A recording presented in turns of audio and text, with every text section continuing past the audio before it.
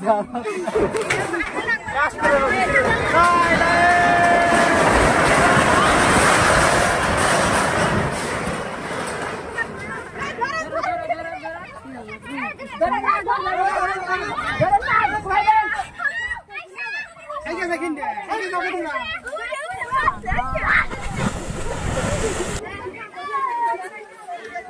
रे जान लगो कि बांग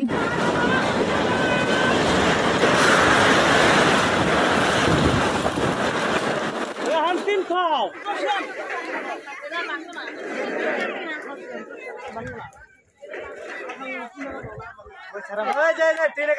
এই গারাই এই কোন দাও কি হিসাবে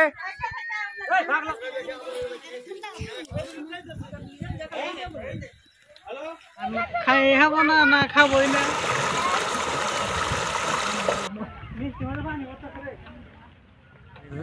ভেজালো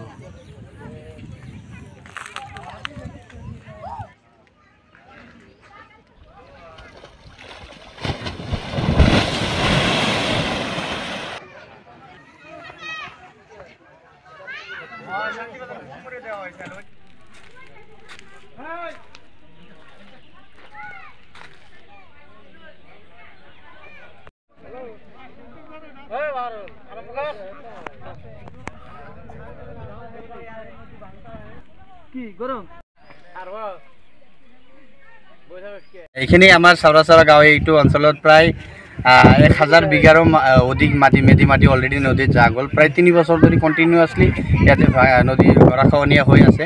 আমি এই গৰাখহনীয়াৰ কবলত পৰি আমাৰ যোন লোকেল MLA আছে ডক্টৰ হাফিজ ৰফিকুল ইছলাম এখেতক অৱগত কৰিছিলোঁ। আমাৰ আগৰ MP আছিল তেখেতক অৱগত কৰিছিলোঁ। নতুন যোনজন MP আহিল তেখেতক অৱগত কৰিছোঁ ৰকিবুল ইছলাম ডাঙৰীয়া। আমাৰ DC মহোদয়ক অৱগত কৰা হৈছে, SDC বাইদেউক অৱগত কৰা হৈছে। গোটেই মানে যিমানখিনি পলিটিকেল লিডাৰ এইপিনে আছে আমাৰ প্ৰতিনিধি যিবিলাক আছে সেইসকলক অৱগত কৰা হৈছে।